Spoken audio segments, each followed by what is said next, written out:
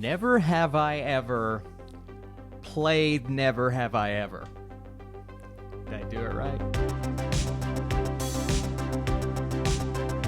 What is up, Netflix fans? Welcome back to my channel. I just binged all 10 episodes of Never Have I Ever, not knowing what I was about to see going in. So it was definitely an interesting experience when you don't see a trailer. I'd love for you guys to get in the comments down below. Let me know. Were you excited for the show? Did it deliver? Never have I ever? Okay. So this is all about the complicated life of a modern-day first-generation Indian-American teenage girl inspired by Mindy Kaling's own childhood. So you can tell created by Mindy Kaling along with Lang Fisher. We have Maitri Ramakrishnan who plays Davies. She is the title character, and this is her first role according to IMDb. So I was excited to see what she would bring to the table. Lots of charisma, and I really enjoyed her on-screen presence. She owns every scene, and she has the personality that you need in a title character like this. So I thought Davy was a great lead character, and her relationships with not only her friends, but her enemies is what carries you on throughout this show. A show that I didn't know what I was on board for going in, and it's one that takes a little bit for you to get on board with the tone that it's going for. The tone, gonna be flat honest, it's a bit over the top at times. Not everything is as realistic as an everyday real-life high school. It does at times feel like a show that's written by adults who are trying to appeal to kids, but maybe at times the references don't feel as natural as they're intended to feel. But that's a very minor aspect of a show that overall impressed me with the tone, but it also impressed me from a storytelling perspective, because we do have a narrator with this show, and this isn't a spoiler. The narrator is John McEnroe, aka tennis-playing John McEnroe, who has won championships like Wimbledon and the US Open. It's the most random pairing, but it works so perfectly. One, because his voice suits the tone. I don't even know how they did this, but it suits the tone so well. And he plays off of the situations that our lead gets herself into. And I just couldn't believe that John McEnroe worked as a narrator. It doesn't feel like it's going to fit, but it fits so well. And you're on board for this adventure. You're on board for the hardships that she is trying to balance growing up. It's sophomore year of high school. Things are detrimental, right? She has to prove that she's popular by spreading a lie throughout the entire school that something happened in particular.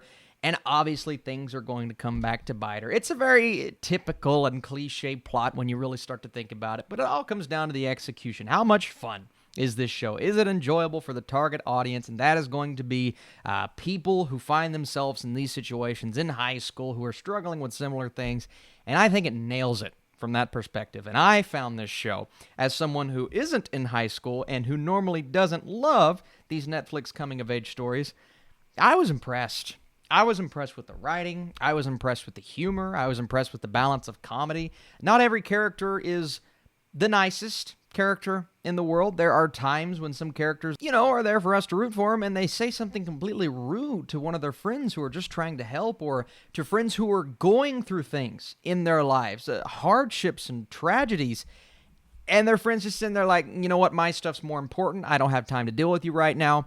And that's going to come. But at times, I did find myself getting a bit frustrated with how much characters would lash out. But I love the friend group. I love Fabiola. I love Eleanor. I love Davy. I love their relationship. And there is a 2 to 3 episode span where they do kind of break off and do their own thing. They're trying to figure themselves out. But also, Davy is dealing with this other relationship that she just can't get herself out of, man. She is completely obsessed with this guy. He's the popular hot guy in high school. Maybe he's not the brightest, but she doesn't care.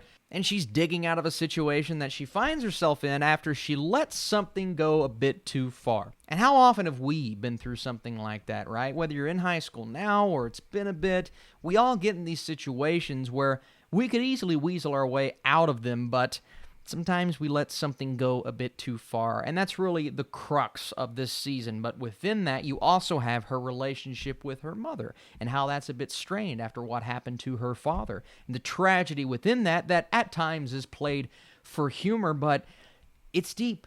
It's emotional. When you start to think about it, makes you a bit sad. And each friend within her friend group is dealing with something like that. And then you have Ben, right? Every character in a show like this has to have the guy or the girl that's on the opposite side of things, but at the end of the day, you have more in common than you expect. Jaron Lewison plays Ben, and at first I'm like, I just don't know if he's nailing this character, but as soon as you start to see things from his perspective, and I loved the shift within this show because we're following her throughout this entire thing, and then boom, all of a sudden, we get a moment or an episode with Ben, and we see where he comes from. We see why he puts up this front.